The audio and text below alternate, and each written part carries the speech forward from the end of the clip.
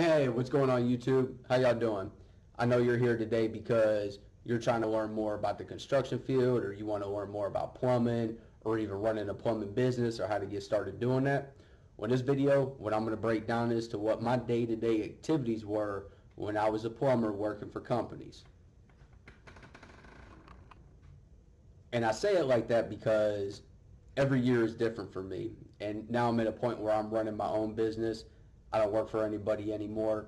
So to keep this video simple, I'm just going to detail what I used to do when I would work for people. And I give a breakdown of what my day-to-day activities were, the type of work that I was doing, so that you guys can kind of get an idea of what it's like to be a plumber. I'm going to take this back about 10 years to when I first started in the plumbing field, right?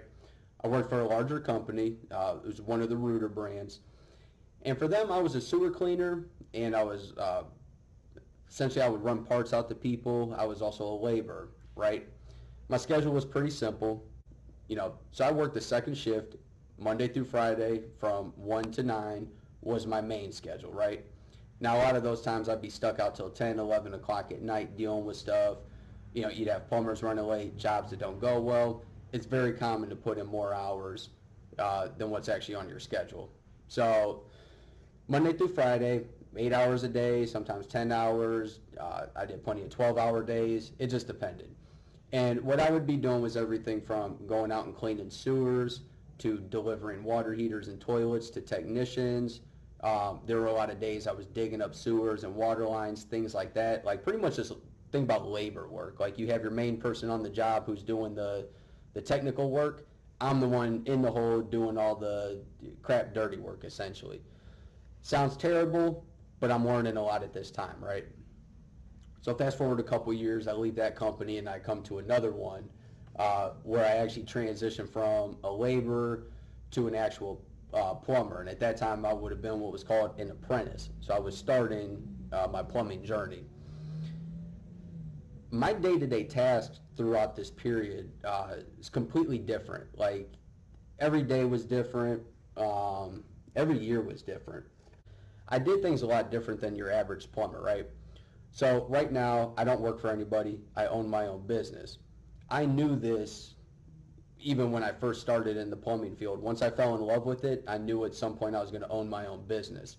So there's a lot of periods during this time where I'm working extra hours. I'm taking calls after work to build up a side business.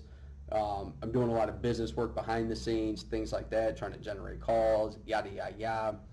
So there's a lot of things outside of that normal plumbing schedule that I did that I'm not going to necessarily detail in this video, but it's something that was still a part of my life.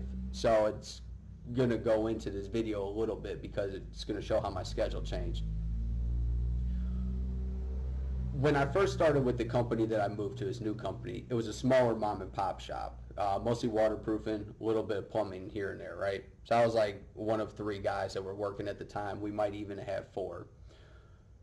I worked on first shift during this period for about 6 years, right? So I pretty much started from, we got to work about 7:30 in the morning.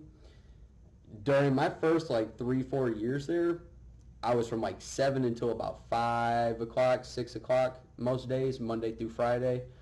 I did not work really any Saturdays or Sundays unless I wanted extra money at this company. Wasn't required. I didn't have to deal with on-call or anything like that. And for those of you that don't know what on-call is, essentially what it is, outside of your normal working schedule, if you're on call, let's say I had a Saturday where I was on call, I got a work phone with me, or even my personal phone, and I got to sit there all day and wait to see if this thing's going to ring for an emergency call or something going in. And if that phone goes off, you better believe my butt is up and off of that couch and going to take care of that call. That's what on-call is.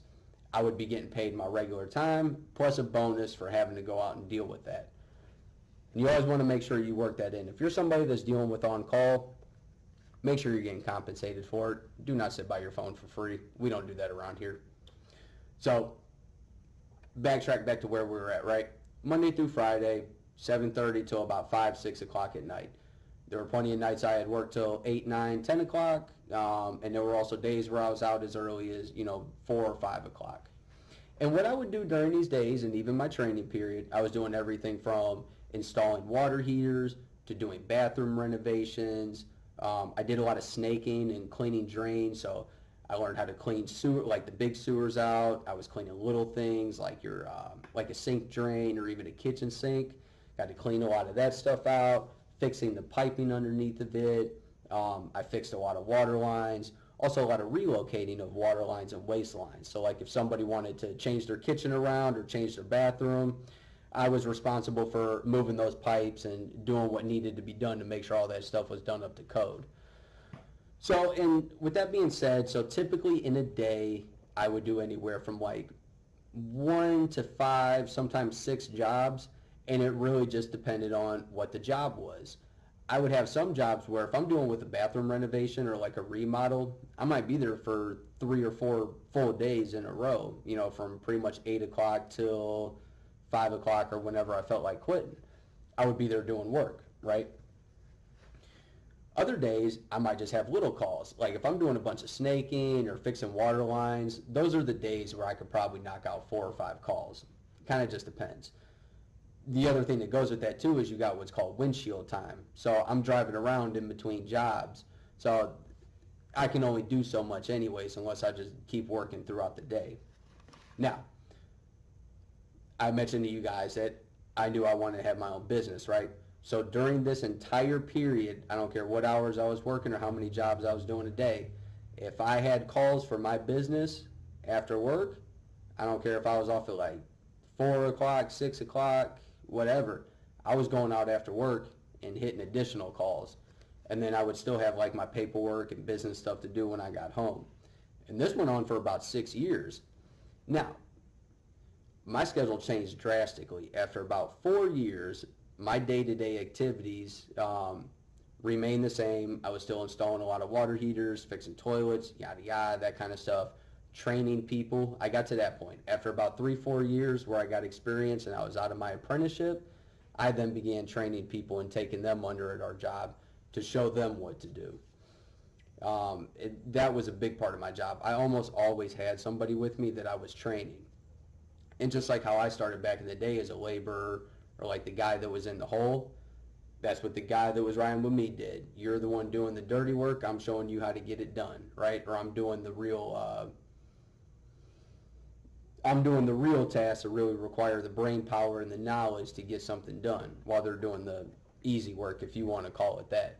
Everybody has to start somewhere. You got to learn something, right? When you're looking at the big picture, my day-to-day task as a service plumber is pretty normal across the board. Any of you guys that are getting into the plumbing field, especially as a service plumber, you're going to be dealing with that stuff. Water heaters, toilets, reworking water lines. It's a lot of troubleshooting. It's a lot of sales. And it's a lot of dealing with customers and getting them the right thing that they need. That is a lot of what my day was. A lot of talking to people, and a lot of sales too. A lot of sales. And I don't say that in like the term of, I am not like a snake oil salesman, if you want to put it that way. I sell people what they need. I have never been in the business to sell people what they didn't need. And I always try to give people options. You know, I don't want to just give a person one option and say this is how it has to be done. I'm going to try and give you like 2 or 3 different options, and I'm going to sell you based off of what your needs are and what you want. So that was a lot of my job. Aside from doing the physical work, I had to sell that work. Now at the same time too, I had managers up above me who they would sometimes go look at a job before me. They would sell the job pre-hand, and then I would go do it. So at a job like that, I pretty much just show up, do the work, and I have minimal talks with the customer except pretty much when I show up and when I'm done with that job. So that was a big part of what I dealt with too. And that's what a lot of you guys will deal with on the service end. Now, if you're somebody who's going into new construction where you guys are building new homes, new commercial buildings, things like that, your day-to-day activities are going to be completely different than what I dealt with. You guys are going to more so just be on a job site continuously until something is done. So I think about it like when we used to build out like restaurants and things like that. I might be somewhere for a week or 2 at a time, like literally piping in this entire building until it's done. When you're new construction, that's what your day-to-day task is. You're going to have and then it kind of depends on where you're at, but I think for the most part, you're going to have 3 stages of plumbing in new construction. You got a rough 1, a rough 2, and a final. And what that is the rough 1 is like you're putting in all the underground pipes, right? Rough 2 is after the structure's built, you're doing all the above ground piping. And your final is when you're going around setting toilets, sinks, things like that, installing like all your shower handles, all that nice finish work at the very end. So you got 3 stages, and that's what a lot of you new construction guys are going to deal with. Service side, we only deal with that on remodels and things like that. We will typically do, like I said, you might have anywhere in between 1 and 5 jobs a day. On average, I easily doing 2 or 3 a day. Not out of realm of norm at all for a service plumber. Like I said, new construction, you're going to be completely different. So keep that in mind. If you're going to be a service plumber, this is what your typical day-to-day task is going to be. A lot of sales, a lot of troubleshooting. You're going to be installing water heaters, fixing toilets, cleaning sink drains.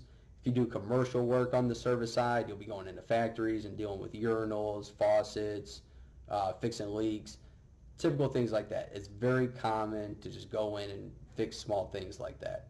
Depending on the company you work at, you might be doing renovations, which are the bigger jobs where you're moving pipes and water lines around, or adding in bathrooms and laundry rooms, or you take a bathroom that's on this side of the house and you're either moving it to the other side or adding a whole nother bathroom in the other side.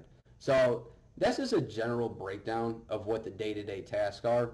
I will probably be doing a separate video later down the line detailing what my new day-to-day tasks are, because I've completely changed. I don't work for anybody anymore. I have my own business. So my day-to-day tasks are completely different than what I was dealing with years ago. All right?